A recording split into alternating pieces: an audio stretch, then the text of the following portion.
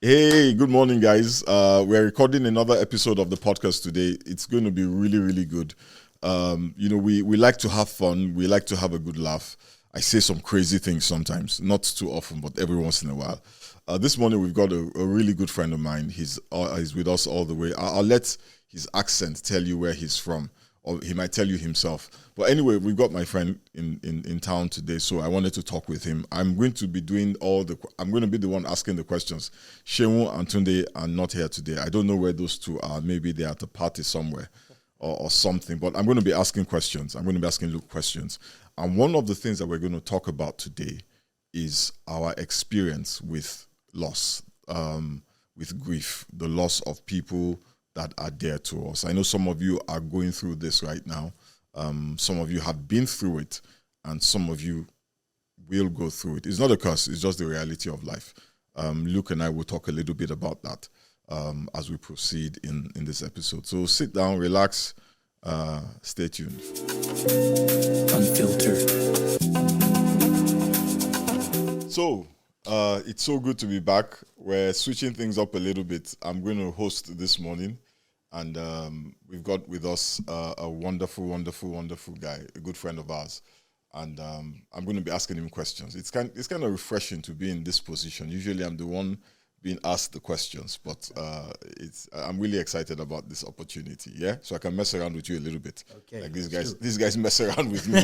So we've got with us a great man of God by the name of Luke Brendling. I will not do any introduction. I'll just let him introduce himself. So Luke, tell us a little bit about you. Okay, yeah. Well, first of all, may I say thank you. Thanks for having me. You're welcome. I have been tuning into your podcast since you released it earlier this year. And I have to say, just the way, PF, you unpack very difficult questions and make them simpler, more easy to understand is a real gift. Thank you. You guys don't appreciate me enough, honestly. Particularly Tunde and Shehu, they. Okay, don't worry. Please continue. Don't worry. We can keep going. But I've really enjoyed it and got a lot out of it. So to be a part of it today is a huge honor. And so I'm over from England. I live in a city called Norwich, which is about 2 hours from London. I'm married to Lisa, and we have 2 children on earth. I'm going to go into the loss of my other child in a bit, but I have 2 daughters aged 7 and 4, Lila and Lucille, and they're our miracle children. Okay. And so they're at home. I'm often on the road. I teach and preach all over the world. I've been doing that now. I've been preaching for about 18 or 19 years, but full-time on the road, I'm now into my 9th year. Okay. So, it's been quite the adventure. That sounds like fun. It's not as glamorous as what everyone thinks. Oh, yeah? You know yourself, having been in ministry for a long time, longer than me, I would suggest, even though you look young. Thank you. Yeah, I'm just going to lay on I really wish Shehu and Tunde were here to hear this, because those guys do not give me any breathing room. So please, go on. Well, I'm glad I can be here to lift your spirits today. Thank you. But no, it's taken me here, there, and everywhere. It's not easy. Being away from family, but I do feel very blessed to do what I do. Awesome. So quick question, right? How did you get your start in ministry, and what brought you to ministry, and how did it start? Well, I grew up in a Christian home. Okay. In fact, my parents were both police officers and pastors. Really? So I've got a younger brother, and most people would say that's pretty tough because you're under both the law and grace. So there was no escaping any trouble for me and my brother. But we grew up in a good home. Okay. But my dream, if I'm being honest, was to play professional soccer. Okay. And I was very fortunate as I went through my teenage years. I got a bit better and a bit better. And at 17 years old, I was taken on by a pro club in England. Which one? It's a smaller club. I don't think anyone would know it. They're not in existence anymore, so I won't say it. But they're tell us. Which one was it? Oh, okay. Well, that's kind of like where Arsenal is right now, right? Definitely Arsenal and Chelsea too. And so I went there. I left home at 17, but I got into the wrong crowd. I first time away from home, and you're playing football full time. You're getting into a new environment. Yeah. I was there for a year, and then I went and played semi-professional for a couple of years as well. And by that time, I'd walked away from my faith, and I was in a bit of a mess. Someone invited me back to church when I was 20 years old, and I made a recommitment to Christ that night. And I didn't know what I was going to do with my life, PF. All up to then has been football or soccer, you say here in the US. And I had no idea what was next. And actually, it became quite frustrating because I resigned from my football club. I moved back home to be with my parents, and I started again. And I spent the next 10 months praying every day for some sort of direction. And I had no idea. And one night, I was at a church service. And I know this story is going to sound a little out there, but this is what happened. I was drawn to a particular person sitting on the back row all night. And after the service, he came up to me and he asked me, I didn't know him. I'd never seen him before. And he said, "What do you want to do with your life?" Oh, wow. That was the first question he asked me. And so I said, "Well, I've been praying for 10 months and I haven't heard anything." He said, "I'm going to pray for you. God's going to speak to you and you're going to know." I said, "Okay." Yeah. I was like, who is this guy? Anyway, he prayed for me. And within 30 seconds of the prayer, I heard two things. That I was going to leave the country and preach the gospel. Oh, wow. So he stopped praying. He said, did you get a word? I said, "Yes, I did." And I told him. He said, "Go and do it." Now, I later found out that man was not sitting in that seat. No one else saw him that whole night. Oh, wow. So I know it sounds out there, but that was everyone. That's how God works, right? Yeah. In ways that we don't imagine. No. And there are many people have had so many experiences with angels, with God, that defy the way that we usually think about things. So I'm not surprised that you had that kind of experience. Well, it was what I needed. Yeah. So I then thought, okay, I'm going to leave the country and preach the gospel. Up until then, I'd been all football. But I had a friend that was in Bible college in Sydney, Australia. Okay. And he had just come back, and he was very different. I could see, God had done a great work in him. And he's my pastor now, actually, and back in England. And I thought if God could work such a miracle in his life, then he could do the same for me. Right. So I thought, right, I'll go back to football. I'll save up some money, and I'll look to go within the next 6 months. Okay. And that's what I did. Okay. And we applied. I got in the week before I was to go. To Australia? To Australia, yeah, in Sydney. I was asked by another professional club whether I would go and trial with them because I was playing well. And I turned it down, and I said, no, God's called me to Bible college, yeah. You turned that down? Yes. So wait. Let me get this right. You spent from 17 to 20 playing. You're playing football, right? Paid for football. Paid through football. Yeah.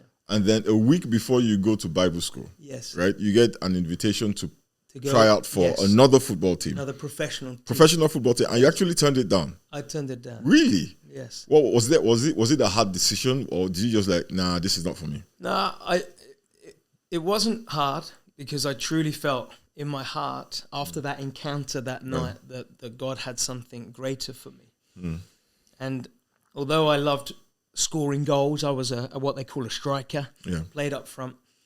I had this overwhelming sense within that I was going to gain more fulfillment out of helping people find Christ than scoring a goal. And that was very, very prevalent in my mind. Right. And so, I turned it down, and I got a ticket and an airline ticket, and off I went. And I did 2 years in Bible college. Within the first few months, some of the leadership at the church pulled me to one side. What church was that? Hillsong? Hillsong Church, in Sydney, Australia. Okay, what year was this? 2006. Who was the lead pastor then? The lead pastor was Brian Houston. Okay. That's awesome. That's what I was trying to confirm. Brian Houston. And so he had a college team that ran the college. Right. And a couple of the key leaders in the Bible college spoke to me within I was there 4 or 5 months. Right. And they felt there was a gift on my life to communicate. Yeah. Now, I hadn't said anything about my encounter with an angel the year before. And I said, okay. And they started to get me involved within the sort of the college student body, doing a few more little talks. Right. And it grew and grew from there. And at the end of that year, I preached my first sermon. And I was 22 years old. Oh, really? And and 4 people gave their hearts to Christ. Wow. And so then I went back for a second year of college, and they made me a head boy. So there was 12 of us, kind of like mini disciples, shall we say, that carried a little more responsibility. And I had an incredible second year at Bible college. Okay. Moved back home and was a youth pastor for 3 years. What church? It was a smaller church in England at the time. One that is still going now, but I'm not with them now. But I was there for 3 years, and in that time, I started to get invitations to preach around the UK and Europe. Okay. And things just started moving. In fact, I went to preach in the Netherlands. Okay. This is how it really opened up for me. I went over and did it for a student who I'd studied with in Australia, who'd come back to Holland, and he asked me to go and speak. I went and spoke. We saw many people get saved. And there were some other students from Bible college that had come to hear me. Right. They then said, "Oh, would you come to our church? Would you come to our church?" Right. And one said, "My brother runs a very large ministry in Amsterdam. Maybe one day you can speak for him." I said, "Sure." Well, check this out. 2 weeks later, another guy from America was meant to be speaking at this big youth ministry. They were running around 1,000 students at the time. Okay, that's big. That was big for Europe. Very big. That was huge. Big. And this guy, Luke, had advertised him coming. Right. He couldn't make it. Okay. I'd never met them. I'd been in the country 2 weeks prior, and then I received an email. Oh, wow. Luke, we've advertised a guy called Luke coming from America. Right. He can't make it. Right. My brother heard you the other week. We've listened to it was probably a CD back then. Right. Would you want to come? Yeah. I went, and again, we saw many young people get saved. Right. And really from there... Luke replaced Luke. Luke replaced Luke. So they probably didn't have to do a lot more advertising. Just That's right. And we looked a little similar as well, actually. But from there, things really started to grow. Okay. After that, after 3 years youth pastoring, I was then invited on to staff. I received a phone call from a man called Gary Clark, who was the lead pastor of Hillsong London at that time. He'd been hearing a little bit about what I was doing. I was ready for a change in the church that I was then a part of, and it felt right. So I went down and then I started working for Hillsong London. Oh, really? Yeah. That's interesting. So when you moved to Hillsong London, did you feel like you were deviating from the call to travel? Yeah, I did a little bit, but at the same time, it felt like the right thing. Okay. And I didn't know exactly what my role was going to be. I met with Gary. They were running a social justice project that they wanted me to help lead. Okay. And church was growing. Right. And they knew I had a gift to communicate, and he wanted me to be a part of the speaking and teaching team. Right. So I was on staff for around 5.5 years. Wow, that's a while. The church was really growing. How big did Hillsong get then? Well, Hillsong London, probably if you include the 4 or 5 campuses, plus our main one where I was based for several years, close to around 10,000 people. 10,000 people in London is the equivalent of like 40,000 in America. Yeah. That's a lot. Yeah. For Europe, definitely would have been one of the larger churches. Probably the largest. I can't imagine a church like that. You know what you just said? I find it really interesting. The idea that you are on a certain path, right? And you get an invitation to kind of deviate from that path, right? And many times we struggle with that, right? When we are on a path that we think is the path God has called us to, but he opens a door somewhere else, right? Yeah. Sometimes people get confused as to whether, the new path is in any way in alignment with the old path that you are certain of, right? How did you resolve that issue in your mind? I prayed about it, and what I was looking for was the peace. Right. Did I have a peace about this? Right. I was 26 years old. Right. Things were moving in a good direction, but I also felt I had a peace, but I felt it would also help me grow having been at Hillsong Bible College for a few years, you were a part of a very big world, and I thought it would be good for my development, for my next step. And so I took that step in faith, believing it was what God wanted me to do. And I had the opportunity to obviously speak. And so I was still preaching the gospel, which was my primary goal. Okay, so, but you were not traveling as much as went before. So let me ask you a question, right? What was the most, because sometimes, right, people get confused, right? And they start to focus on the travel aspect of preaching for you, right? So there's a component of it that is just gospel, but there's a component of it that you kind of enjoy, right? That's the traveling. You know, you like you must like traveling to be a traveling minister. I hate traveling. You have to like it. You have to like it. You have to like being on a plane. You have to like hotel rooms, waiting in airport lounge for hours, man. There has to be some affinity for it, right? And sometimes that affinity can then become our focus. As opposed to the core issue, which is the preaching of the gospel, right? And then we start to pursue anything that has that affinity, right? Anything that gives us that level of personal satisfaction, and forget the core goal, which is to preach the gospel. You know, I have a lot of people who start off saying, well, God has called them to finance the gospel, right? To make money for the gospel. But very quickly, the money becomes the issue, not the gospel. You know what I'm saying? And then the focus becomes on the money, right? And having the money and not doing the gospel part of it. Or God calls you to sing for the gospel, right? And then the focus becomes the singing and not the gospel, right? Forgetting that really the provision, the vision is resourced because the part that we enjoy is given to us to resource the vision, right? Not the other way around. And the vision is always to lift up Christ. That's right. That's interesting. That's right. Well, and also I want to add in there, my heart was to preach the gospel, but going through Bible college, especially a college like Hillsong College, where there was huge focus on the local church, I had a real love, and still do, for the local church. And so when I had the invitation to go and work for the local church,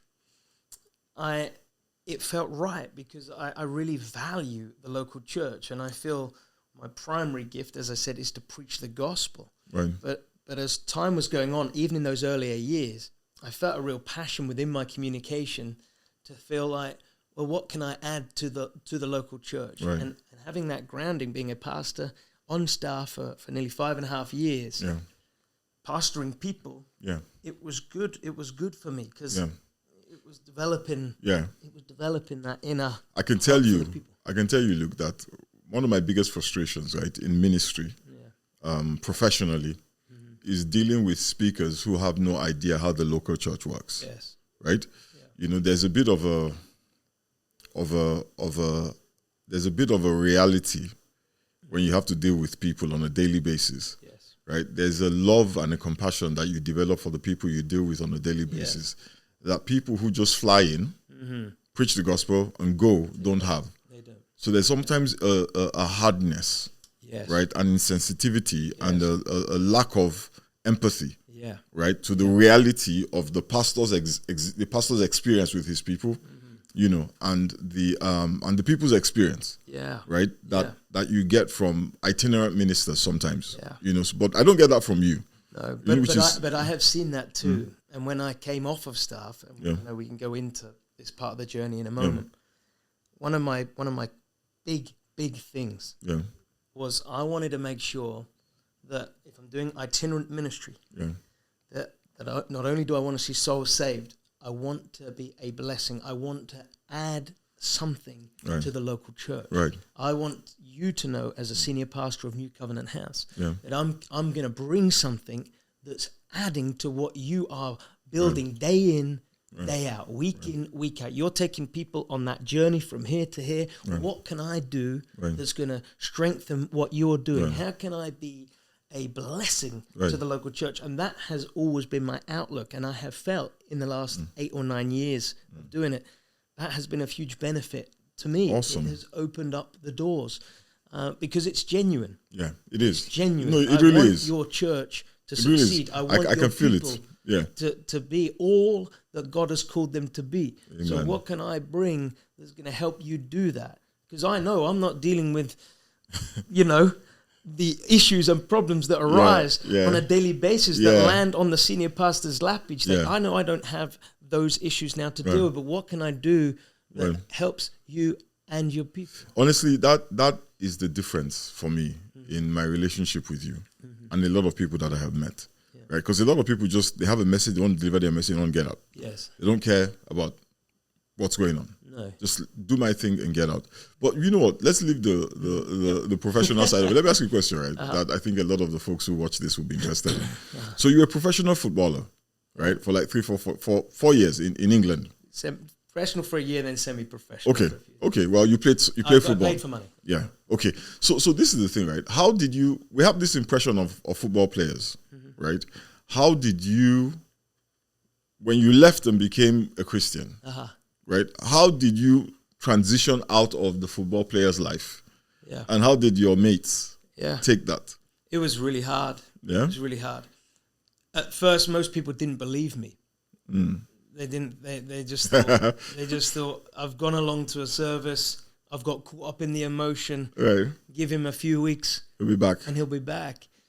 I had to take drastic action, PF, to change. Yeah. So I resigned from the football club, and I was living away from home. Right. I moved back home to my parents. I had to do that because I felt if I didn't and I hung around, I'd probably be likely to go back to it. It was a very dramatic change, and not everyone can make those changes in the moment, but I felt I had to. Right. And it was painful. And yes, I did get ridiculed a little bit, and I also got questioned by people in the game. Many people would say, Luke, this is a big opportunity. Right. Like most people, especially young boys and young girls too in England, love football, love soccer. Yeah. You could have a career, even if you don't reach the very top, you could probably have an okay career at a lower level. Yeah. You're giving up a lot. You might regret this. So I was on the receiving end of quite a few of those conversations. In fact, I have spoke about it a couple of times, perhaps not here, but one of my biggest critics was my own granddad. Really? My own grandfather. He's not here now. He's passed away. But he came and heard me preach that first sermon on that day. We were all excited what happened. He wasn't a Christian. He wasn't a Christian. But after that service, we all went back to my parents' house for lunch, and he got so angry. Really? So angry. And he stood up and he said, why would you do this? Why would you give up a career in football to pursue this sort of life in church? He said, it's a waste of time. He said, I want to bet with you in 10 years' time. He said, you'll regret it. You won't be doing this. He told me that day I was a waste of a grandson. What? That's what he said to me. Nah. You're a waste of a grandson. He had traveled around. He used to watch me when I was growing up playing. Oh. But hey, that was 18, 19 years ago. Yeah. I'm still preaching. I'm still loving it. I have no regrets, like I said, but I did face some tough conversations. I can imagine it. It's always, following God is never easy. Yeah. People sometimes think that as long as God is involved, there will be no storms. And many times, right, Jesus was in the boat with the disciples. He asked them to get in the boat. Yeah. He was in the boat with them. Yeah. And both times, right, they were obeying his instructions. He was actually with them. Yeah. And they experienced storms that shook them to the core of their being. Yeah. And one of my biggest frustrations with the gospel, the being preached, particularly on social media, is this Christianity of convenience, right? That if God is with you, you will not experience anything. Right? And when you experience stuff, is either because you're a sinner and you need to go and, investigate your sins. And for a lot of us, particularly those of us, not all, particularly those of us of African descent, is something your ancestor did. Right? So we're caught in this loop of sin. Either it's our sin or our ancestors have sinned. So we're in this cycle of repentance, right? Trying to find a solution to problems that the Bible already told us was going to happen. right? Think about it. If Jesus is in the boat with you, and the Bible says he was sleeping while the storm was going on, right? The second time around, he told them, get in the boat, I'll meet you on the other side. He did. And there was a storm in the middle of that of that journey. So storms are a part of our reality. Yes. It is not necessarily a consequence of sin. No. In fact, I'd go as far as saying that storms are not a bug.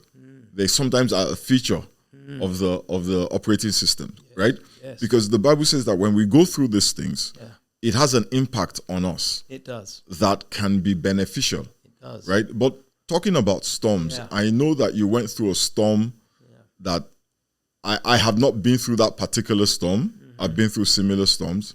And when I think about what you went through with the loss of your daughter, I don't know how you survived that. Because that is a thing that when I think about my kids, I can only imagine how devastating that must have been for you and your wife. So can you, if you don't mind telling us a little bit, about that. So it was April 2015. Okay. I was still working for Hillsong London. Right. And we had journeyed through the 9 months of pregnancy. Okay. In fact, we had just purchased our first house 3 weeks prior to the due date. Okay. And everything was set up. The car seats were in the car. The nursery was decorated. Lisa went in for her final Lisa's scan. your wife? Lisa is my wife. She went in for the final scan just a couple of days before the due date. And I had been at every appointment. And typically this was the only appointment I wasn't there. And the sonographer, they put the gel on the tummy and they scanned the belly. And they couldn't detect a heartbeat. 3 weeks to due date? No, 3 days. 3 days. We bought our house. We were all set. 3 weeks. 3 days to due date. 3 days to the due date. At least was full term. We were just a couple of days out from 40 weeks. Lisa was big, and we were ready. I mean, we were ready. We were ready actually for what was meant to be the best day of our lives. Yeah. But it turned into the worst day of our lives. They couldn't detect the heartbeat. I got up to the hospital as quick as I could. I remember running through those long white corridors, thinking, what am I going to walk into? And when I walked into the room, Lisa was on the bed, just distraught, and that was it. That was it. The 9-month journey was over. And, I think of it a bit like this, to help people understand how some of that felt, because I can tell you the pain is very, very hard to describe, But let me put it to you like this. It's a bit like preparing on going on a great holiday. When you're pregnant, think of it as going on a holiday to like the Caribbean, like an exotic climate. You're all ready. You're anticipating the future. You're packing up the right clothes, the right attire. Your mindset is heading towards this day. And so you get on the plane and you start your journey and you're talking about it. You're ready. You think you're ready. But when the plane lands, you get out the plane, you're in the North Pole. You're not in the Caribbean. You didn't know you were going to be in the North Pole. You have no tools. You have none of the right clothes. You don't know where you are. You don't know how to deal with now what you've stepped into. You go into what you just mentioned, which is survivor mode. Yeah. I've now got to survive in an environment I have no idea how to survive.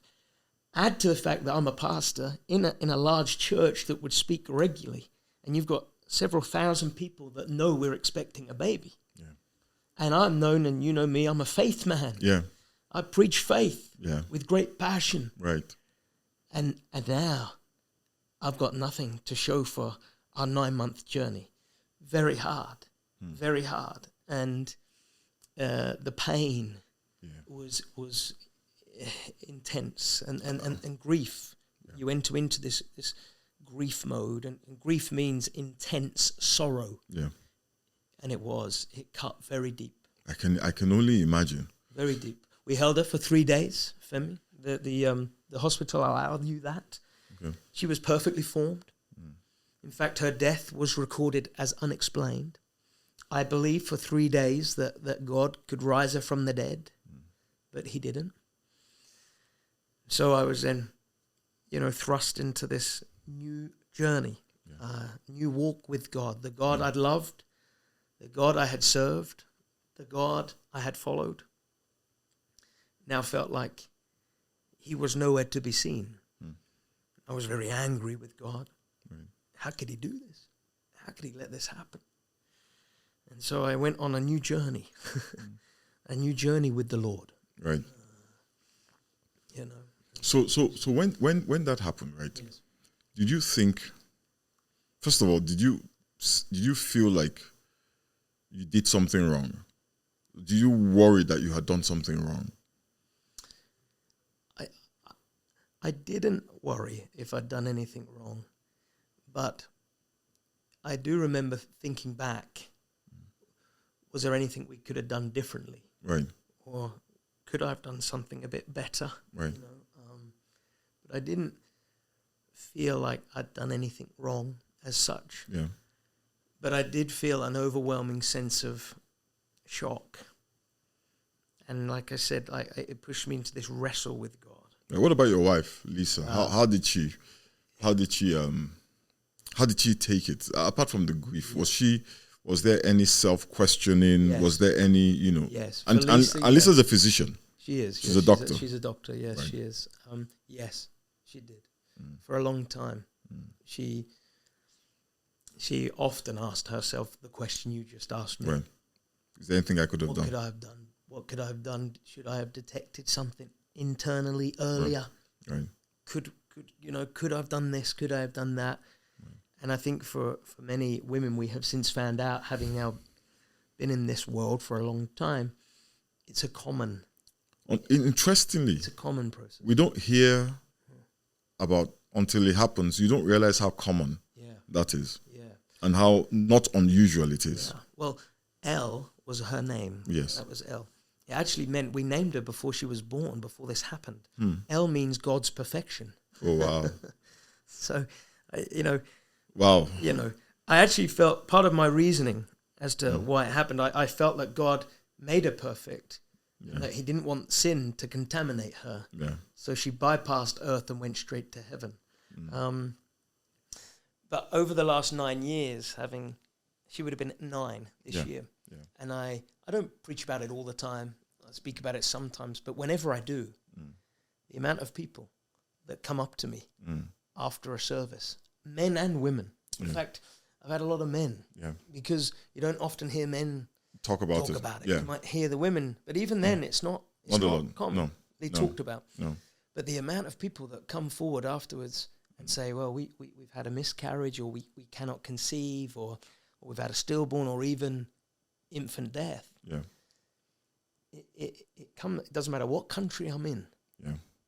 It's way more common than what we realize. Absolutely. One of the biggest challenges for me as a pastor is when an old person passes, it's painful, but sometimes it's okay. Yeah. They're not well, and they're going to rest. When a younger person passes, it's harder. Yeah. Right? Yeah. I've conducted funerals for older people, for younger people, but the most painful thing for me is the funeral of an infant. Yes. Having to bury a child. Yes. It is the most distasteful part of pastoring. Yes. Because it just does not make any sense. No. Well, we had a very large funeral for Elle, and I carried the coffin myself. I wanted to do that, and I wanted to speak myself on that day. But I find with child loss versus those you lose later on in life, one thing I learned, the pain is because you really grieve the future. Your mind has already gone there. Like I said, you're thinking about what is he or she going to look like? How are they going to grow up? What's their personality going to be? And so you visualize, you dream of the future. Yeah. But when that gets cut off so instantly, you have to grieve the future. Whereas when you are dealing with those towards the end of their days, you have memories. Yes. So you can still hold on and be grateful that you had those memories. Yeah. Well, you don't have that with a little one. Yeah. So you grieve the future. And how do you grieve? How does that look like? Because I think one of the biggest challenges with folks, grief across the board, is because you hear so many different things, right? You hear that, well, you're a Christian, you can't do this, well, let this out, keep this in. It's such a confusing path for the folks who are on it. First of all, you're dealing with the pain, right? And then you're dealing with your perception of what's God's role in this whole situation. Yes, and then you're also dealing with what people are thinking, right? When my wife lost her sister, I've lost a sister and I've lost a mother, right? I lost my sister when I was not a Christian. I lost my mother after I had become a pastor.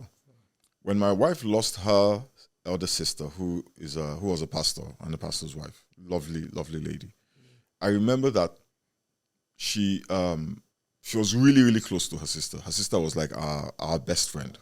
Wow. And when she passed, right, my wife, one of the things that when I think back about it, I feel that I may not have allowed her grieve, right?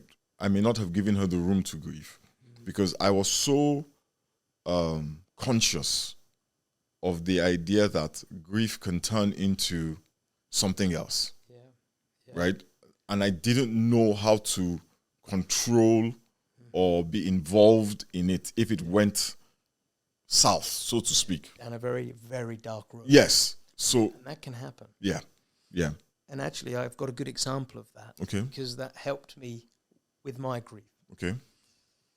Not long after the loss of baby Elle, we received some counselling that was provided through an organisation connected to the hospital. Okay.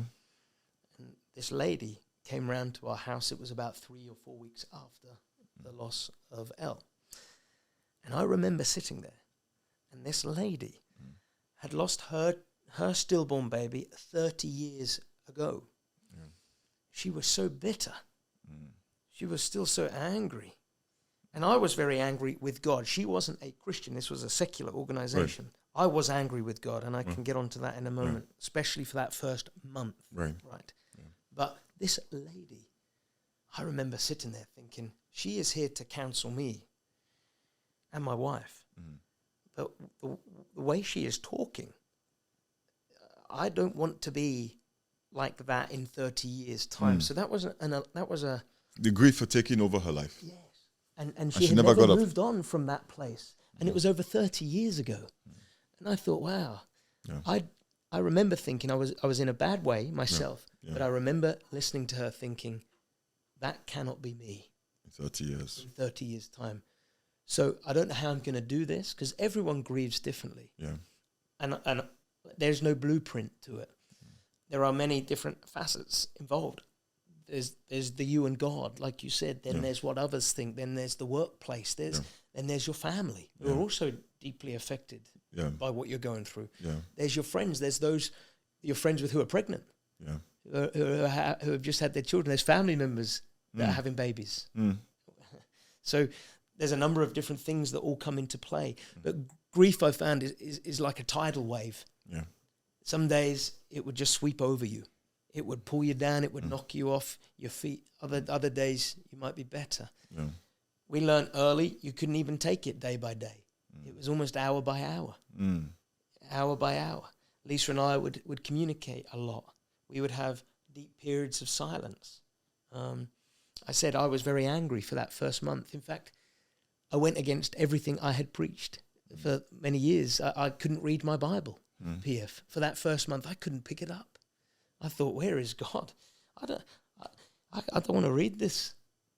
Even though I know it's full of comfort and promises, I couldn't read it because I felt so angry. Yeah. And that's dangerous.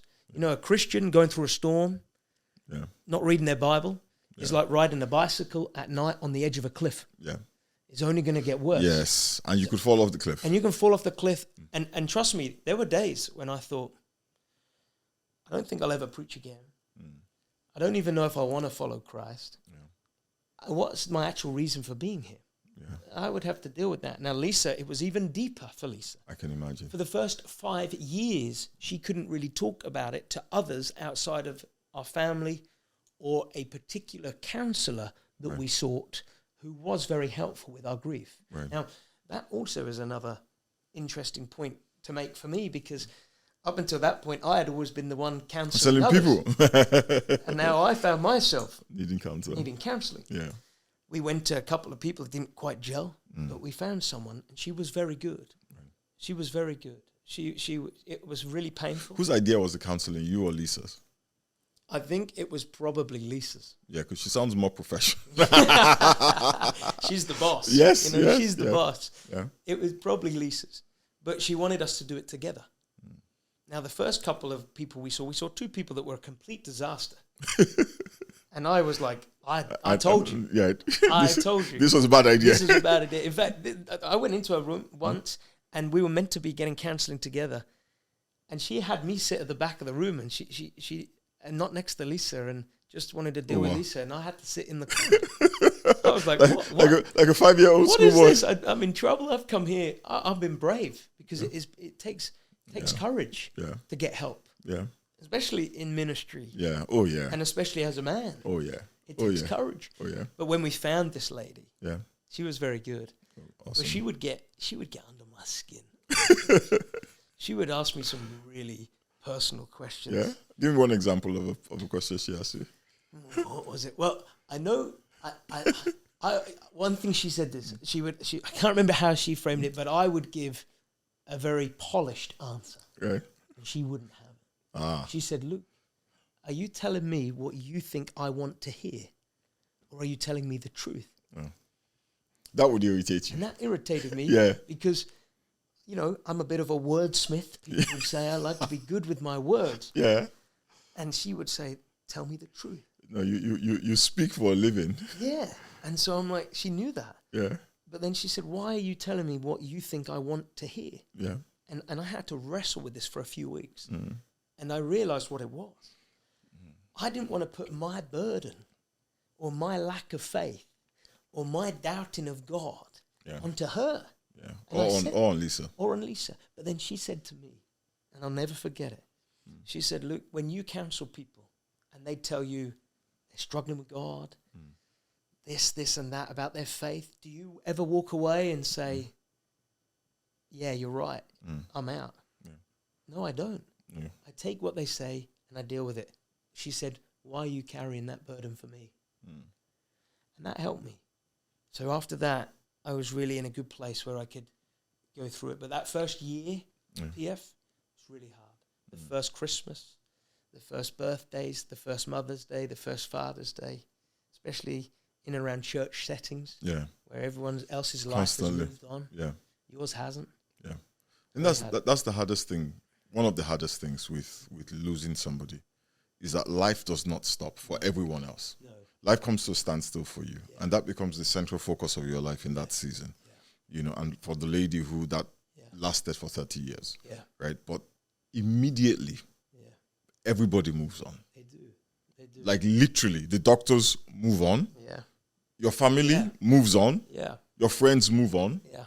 But you are stuck in this catastrophe. Yes. Right? And after a while, life starts to draw you. Mm-hmm. Like, we got stuff to do. Yeah. We got bills to pay. We got to go back to work. Yeah. Right?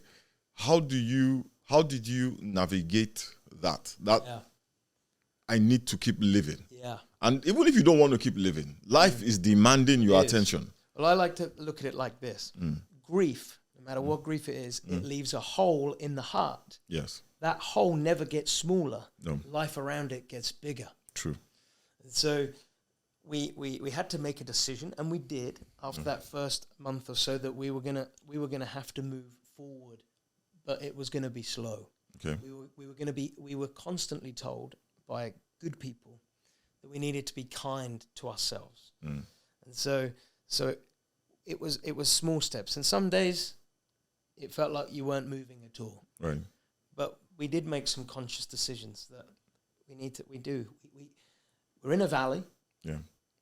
But we can't camp in a valley. Right. We can't set our home up in the valley. We can't get comfortable in the valley. We even if the steps forward are minimal, we got to keep taking it. It still means getting out of bed. It still means brushing your teeth. Right. Lisa was off at work for a period of time anyway because of what was set up with maternity leave. Right. And for me, I had 5 or 6 weeks off, and then I was back to 5 or 6 weeks. Was 5 or 6 weeks enough? Looking back, Yeah. probably not. Yeah. Probably not. Yeah. You know, but at that point, from memory, there wasn't anyone else that was on the staff or had been on staff that had or had been through what I had been through. Right. So I don't think there wasn't a roadway or a map to sort of integrate me back in. It was like you're back, and people were compassionate. Don't get me wrong, and they were trying to be supportive, but internally, you're still crushed. Yeah. So how did you? Okay, so there are two things. Yeah. Number one, how did you and Lisa deal with each other? Yeah. Right? What was that relationship like? Because one of the things that I have seen in pastoring is the loss of a child, from miscarriage to stillborn to, the death of a child even after birth, is one thing a lot of marriages don't survive. They don't. Yeah. Right? How did you guys survive it? Yeah. And not only survived it, you are thriving together. I've seen that too. And that served as, again, warning to me because I didn't want that for our marriage. Yeah. Lisa and I, we are good at communicating with each other. Okay. And that is the bedrock of our healthy relationship, aside from Christ at the center and our love for one another. Yeah. We are good communicators. So when you communicate, you talk about your feelings. Our feelings. Not just facts. No. Feelings. And I am good, I feel, as a man, not bragging, but I recognize I do need to share with Lisa how I felt. Now, I would say in those early months, perhaps I bottled it up because she was so crushed. I didn't want to put any more on her. But what helped our marriage is she would say to me, I want you to tell me because I want to know that you still feel how I feel. And that helped. So then when I said, look, okay, I am broken. I am really upset with God still. I am this, I am that. And even when I would cry, it would help her. Right. So that, I think, just being transparent with one another was key. Okay, so I love what you just said about being transparent. But what if the two of you felt about it differently? You know what I mean? Yeah. So what if your approach to it was more, you know what, it is what it is. We move, right? And she was caught in this. Yeah. Yeah. How would you have communicated to her, right? Yeah. If you felt that way? Well, I suppose as time went on, I did move on faster. I felt like I had to seek permission for Lisa, especially when it went back to starting to preach and teach. That she was okay with that. Really? Yeah. Yes, I did. Because I was mindful that if I start talking about it, it also means people then feel they can come up to both Lisa and I. And so you guys have a shared experience, right? But you felt like you had to ask her permission. Yeah, to minister. To start talking publicly. Right. To start talking publicly about it. Why did you feel like you had to do that? I felt I had to do that because I knew that it would drum up interest and that attention, and that then people would come and ask more questions. Right. And I wanted to make sure Lisa was okay with that. Right. Now, and she wasn't. She was not? Not to begin with, no. Oh, really? Yeah. Okay. Not to begin with. And she wasn't for a long time. She, like I said a moment ago, outside of immediate family, she did not want, and people would come. We were a large church. Right. People didn't know what to say. Yeah. In fact, people would make it worse. People would say all sorts. Yeah. You're still young enough to have more. Oh my God. Or people can be so insensitive and so thoughtless. Man, it doesn't work like that. No. We have gone on to have 2 miracle children, but they don't replace. No, and they never will. They never will. Yeah. So yeah, I had to keep her on the same page. Now, the tougher days were when we were both very down. Because what we tend to find is every day's different. And some days I might be feeling a bit stronger than her, and some days she was feeling a bit stronger than me. The worst days were when we were both down. So on the days when you're feeling stronger, she's feeling stronger, how did you guys navigate that? How did that not become resentment? Why are you feeling so strong? How have you moved on so quickly?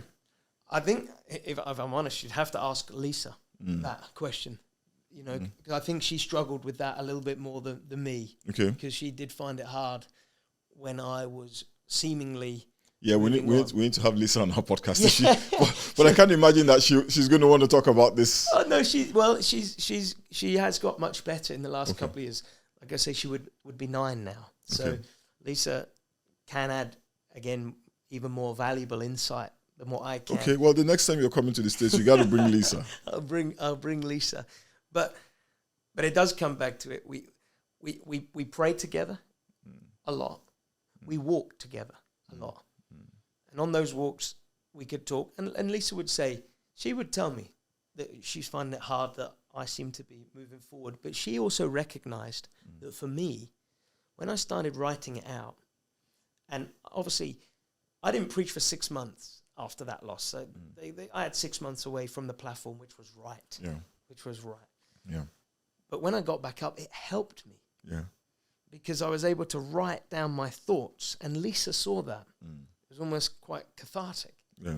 You know, that it was helping my healing process. Right. And I think she recognized that. Right. And knew that it was helping me move forward. And if I'm strong, that strength transfers to her because I'm leading.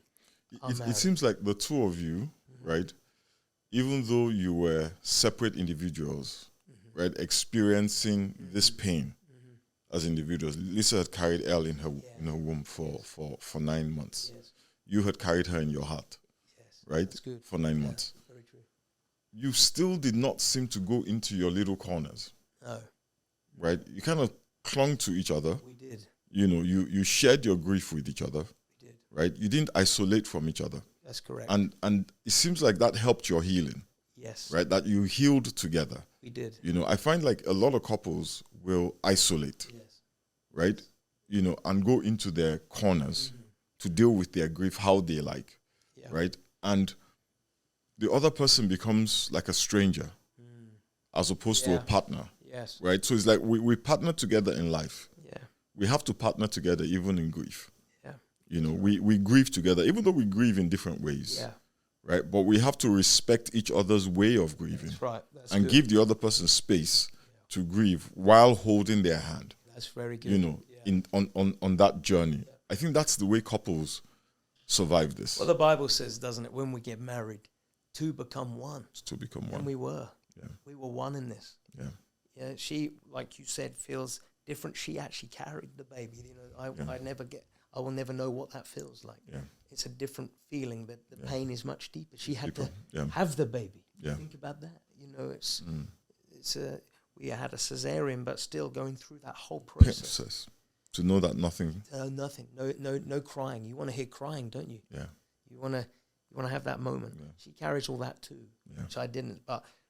But being around her and her talking through that with me was so key. You let her talk. I let her talk, and I listened. You didn't shut it down. No, we have to listen as men. Yeah, Well, we struggle with that. We do struggle. We want to shut it down. Like, look, everything is going to be okay. You know, we're going to be fine. Don't worry about it. Let's keep going. We do, but when you even look at some of the heroes of the faith in the Bible, I look at Moses. I'm gonna talk on this in church tomorrow. Okay.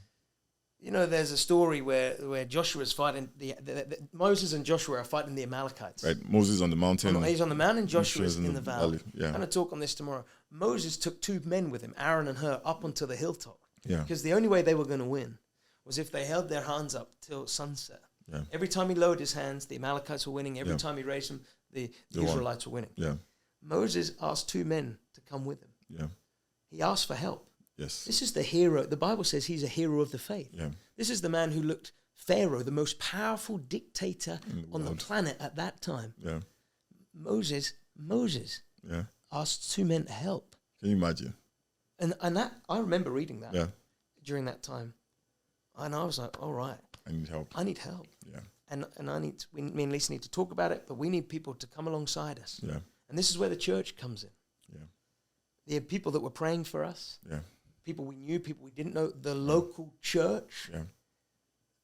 They were the people that came alongside us and propped us up. Yeah. Propped us up. And you know, as long as you're lifting up your hands, Yeah. as hard as it is, you can see victory. Yeah, you will see victory. You can make a way forward. Yeah. I've seen it. Let me ask you a question. Uh-huh. Is it okay to move forward after a loss? You have to. But you move forward different to how you were before.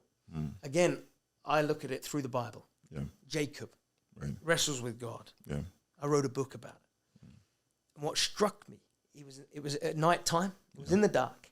Yeah. And he wrestles with God. In the dark. In the dark. Cannot see. Can't see. He's wrestling in the dark. Yeah. But he won't let go. He holds on, it says. He held on. And he said, I will not let you go until you bless me. Yeah.